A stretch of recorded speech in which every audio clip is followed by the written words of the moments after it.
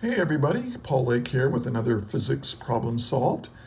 This is the YouTube channel where I solve the physics homework problems provided to me by my tutoring clients. So check the description below to find a way to contact me if you would like a private physics tutor. My rates are reasonable and I'm really pretty good at this. And if you find this video helpful, please like, share, and subscribe. And yeah, let's get to today's problem. So we've got a particle that starts from rest at x equals 0. So we're starting at the origin. And it moves for 10 seconds with an acceleration of 2 meters per second squared. For the next 20 seconds, the acceleration of the particle is negative 1 meter per second squared. So we've got two different accelerations here for two different time intervals. So what is the position of the particle at the end of this motion? And then draw a quantitative kinematic stack showing acceleration versus time, velocity versus time, and position versus time graphs. And here's what you need to know. Well, hopefully you're familiar with the kinematic equations for constant acceleration. I will go over those. And you may or may not have heard of a kinematic stack. It's just a way of graphing acceleration, velocity, and positions as functions of time in a way that helps you make sense of what's going on. So let's get started. Let's see what's given here. Now, what I recommend you do, and that's the purpose of these videos, is try to work this problem yourself and see how far you get. And if you get stuck, you can hit play or scroll through the video as you need. And check your work with mine. But as I go through this explanation, I will be giving you detailed explanations of the physics behind the problem. So hopefully you'll find this helpful. All right, so let's get going. So first thing we do is we've got two time intervals. So what I want to do is, it starts from rest. So we know that V naught equals 0. And it moves for 10 seconds with an acceleration of 2 meters per second squared. So it starts, and then x naught, or the position when time equals 0. That's what this little naught here, this little 0 right here, means. This is the velocity at time t equals 0 is 0, and the position at time 0 is also equal to 0. And of course, the time interval is, here's what I'm saying. For t equals 0 to 10 seconds, we have an acceleration of 2.0 meters per second squared. And then for when time is between 10 seconds to, 30 seconds? Yeah. It says for the next 20 seconds, so 10 plus 20 is 30. So from 10 seconds to 30 seconds, the acceleration is negative 1.0 meters per second squared. All right, 1.00. I'm just going to assume 3 significant figures for everything. That's what I usually do, even if I only put 2 in the problem. And again, this is a problem that was provided to me by one of my tutoring students, so I go with what they give me. Now, what are we trying to find?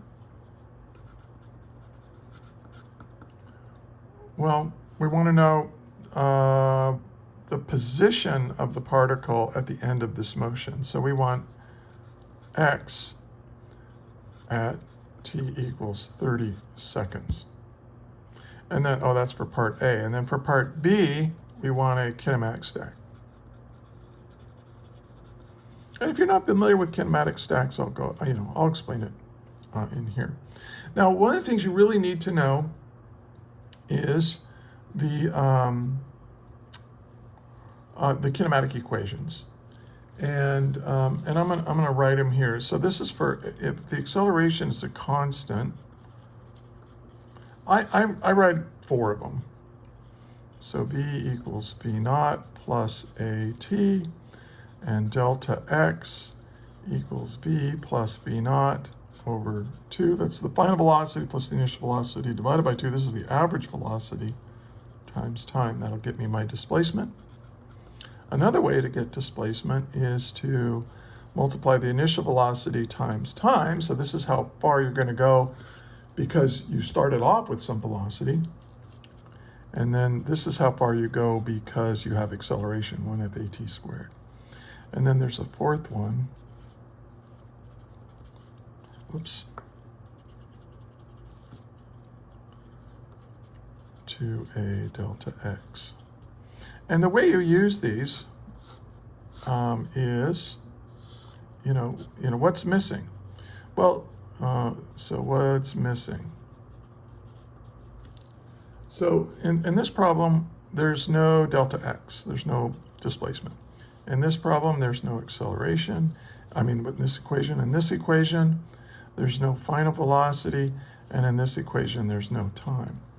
Now, in all of these is initial velocity. And you can you could solve this first equation for initial velocity and then plug it into, one of these equations to eliminate the initial velocity. But I just don't include that because I very rarely use it.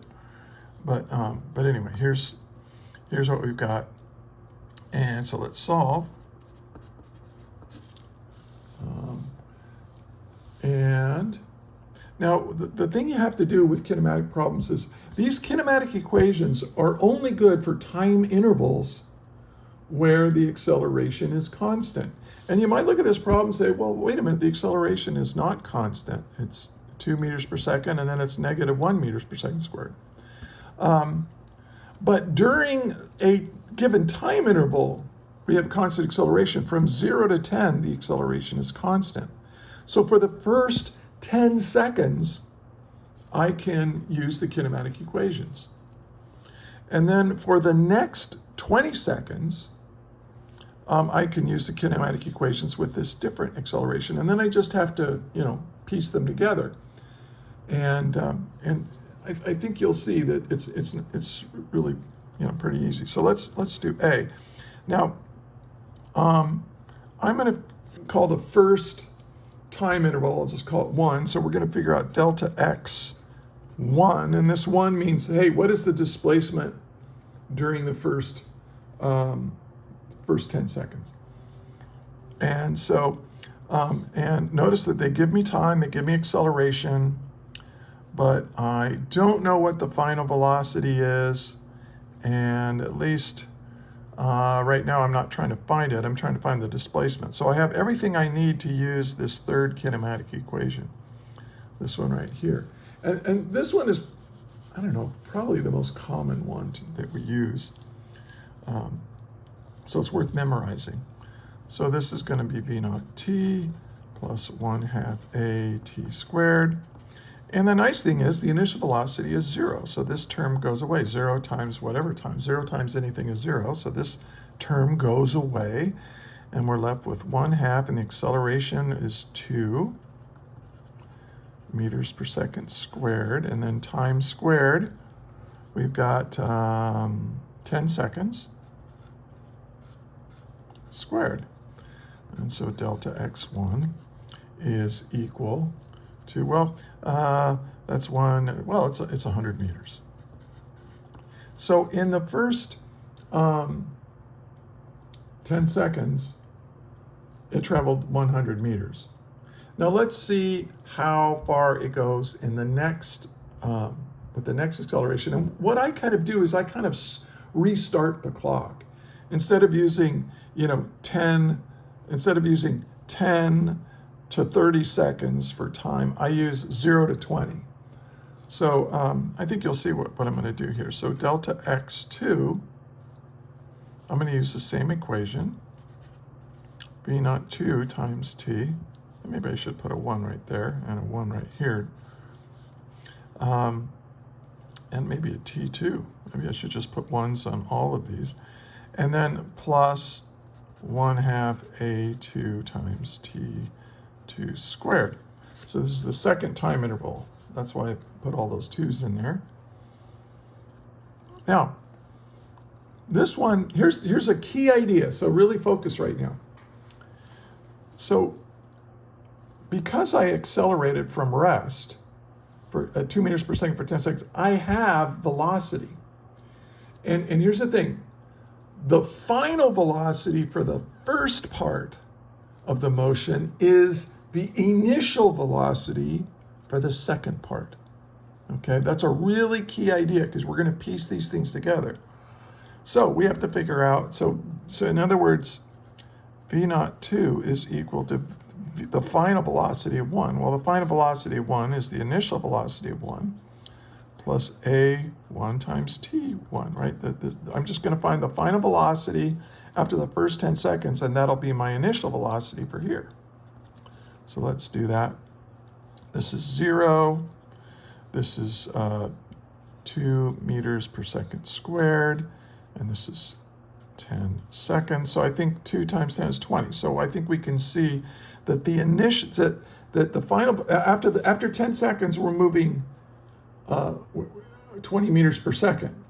So in that second time interval from 10 to 30 seconds, we're going to start off going 20 meters per second, and then we're going to have an acceleration. So let's go ahead and plug our values in here. Delta x2 equals v naught 2. Well, we're now going 20 meters per second, right? And then we're going to go that fast for 20 seconds, from 10 seconds to 30 seconds. That's 20 seconds. And then plus 1/2, and now the acceleration is -1 meter per second squared times time squared. Well, this is how much time? Well, it's 20 seconds. I started my clock over again. So it's not 30 seconds squared, it's 20 seconds squared, because we're moving with this acceleration for 20 seconds, okay? And you plug that into your calculator, and I've already done that, and we get, well, this is 400, this comes out to be 200, negative 200, so we get positive 200 meters. So my total displacement, delta x, is my first displacement plus my second displacement. So in the first 10 seconds, I moved 100 meters, and in the second, one, I moved 200 meters. And so we can say that delta x is now equal to 300 meters. Now you have to be careful. A lot of people will say, oh, that's the answer. But it doesn't ask for a displacement. If you read carefully, it says, what is the position of the particle? So displacement is not the same thing as position, although in this problem, it's going to be the same number. Remember that delta x is equal to the final position minus the initial position. But this is 0, right? Because we said that our starting position is the origin. So that means that my final position is equal to my displacement. So we can say that the final position is 300 meters, and that's my answer for part A. Okay. If you have any questions about this, or if you think I made any mistakes or I wasn't clear, leave something in the comments. And I do respond to them. This is not a huge YouTube channel. I pretty much respond to every comment. All right. Now let's do part B. Now, what is a kinematic stack? A kinematic stack is a way of showing position, velocity, and acceleration graphically in a way that really makes sense. So the first thing I'm going to do is I'm going to put position, and I know my positions are all positive, so I'm just going to, okay, x in meters, and then velocity,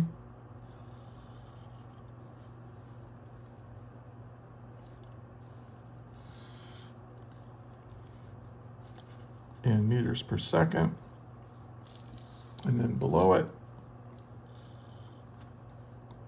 and I know I have a negative acceleration, so I'm going to do this.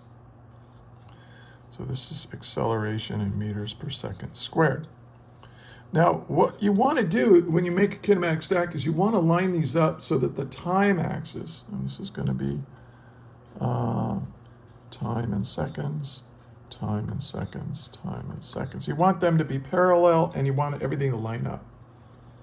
So let's see, we go from 0 to 30 seconds. So I'll just go 10, 20, 30. And then this is 10, this is 20. And if you have graph paper, it's a lot easier. I always did my physics homework, and I had my students do their physics homework in spiral-bound notebooks that with graph paper. So if you're just starting the school year, I suggest you do that. All right, so now we're ready to graph. Now we know that my initial position was given to be 0. And we know that after 10 seconds, we were at 100 meters, and then we're going to go all the way to 300. So I want to scale this. So I'll just go 100, 200, 300.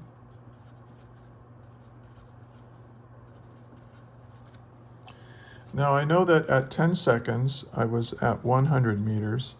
And then I added 200 more meters to that and ended up at up here. But it's not a straight line. It's not a straight line, so we're going to have to be really careful with that.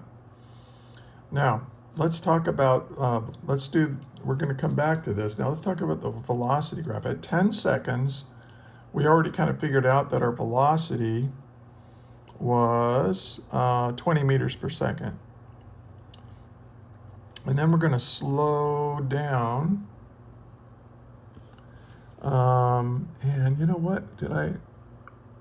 Oh, yeah, I'm going to have to figure out what my final velocity was at 30 seconds. So let's do that right now. Because I know at 10 seconds, right, I'm going to go to 20 meters per second. But and I know that's going to be my maximum, because after that I start slowing down. I start reducing my velocity by 1 meter per second every second. So I know that my maximum, see, I'll just go 10, so 10, 20 meters per second. So I know at 10 seconds it's going to be here. My velocity is going to be 20 meters per second, right? Because I calculated that right here when I was trying to, get the final velocity at 10 seconds is the initial velocity, for the next time interval. And we know it's a straight line. Why do we know it's a straight line? We know it's a straight line because our acceleration is constant. And remember, acceleration is the slope of the velocity versus time graph, right? Acceleration, remember, acceleration is defined to be delta v over delta t. And so this is my delta v, and this is my delta t, rise over run. And since the acceleration is a constant, the slope is constant, which makes this a straight line. Okay, now we don't know where my velocity is, so let's do that. Let's say, okay, so v2 is going to be equal to v naught 2 plus a2 times t2, right? That's the first kinematic equation. And so my final velocity for the second time interval, well, this was 20 meters per second plus, and now this is -1 meter per second squared, and then we're going to multiply that by, and that second time interval from 10 to 30 seconds is 20 seconds long. So that's -20. So we got 20 plus -20 meters per second. So my final velocity is 0. Okay, well, that makes it easy to draw. So let's do this.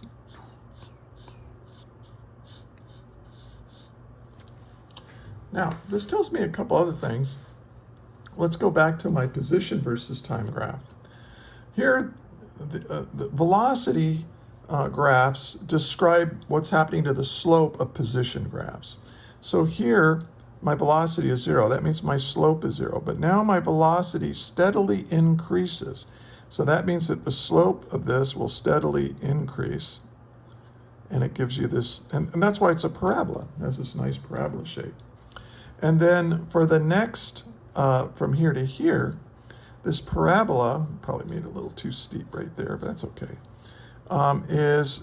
is going to be an upside down parabola, because now the velocity is getting less and less and less and less and less until the velocity is zero right here, which means a zero slope up here. So we're going to go up, up, up, up, and just steadily decrease the slope of that, right?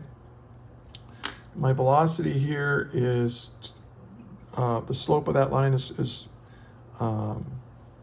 20, and then it steadily decreases every second. It decreases by 1 meter per second until after 20 seconds it's at zero slope. Okay.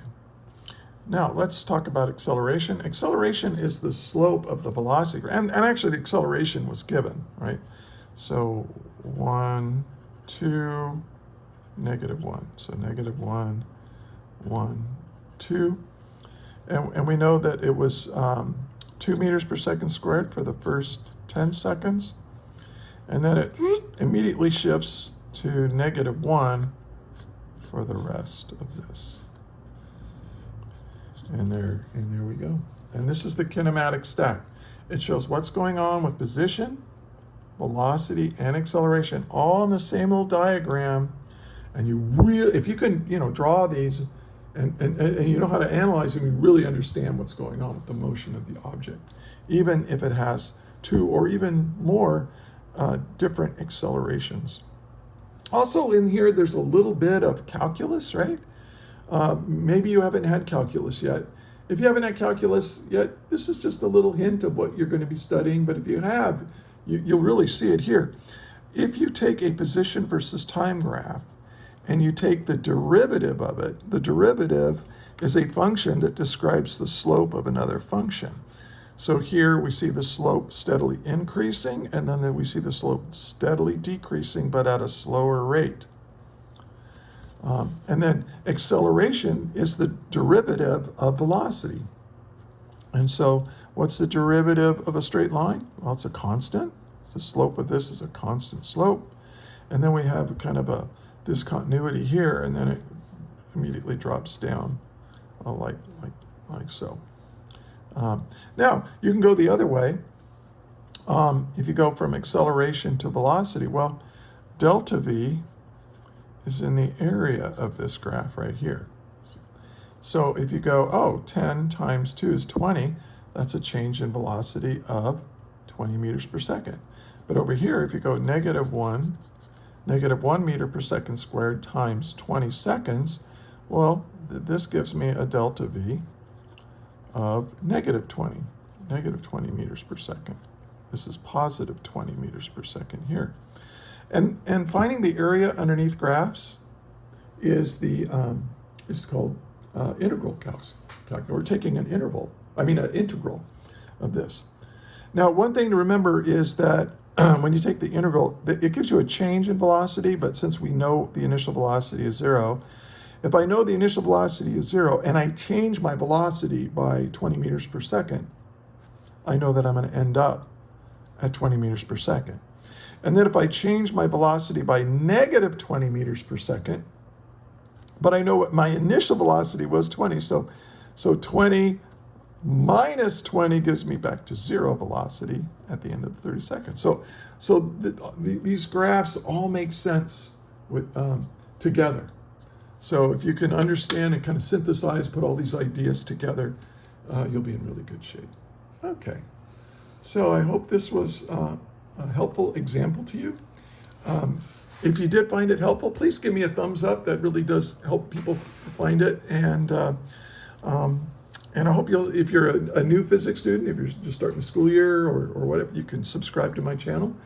And if you have a homework problem that you'd like me to make a video of, put that problem in the description and I'll see it. And if I can, I'll make a video out of it and send it your way. So anyway, you'll have a good one, and may the net force be with you always. That is all.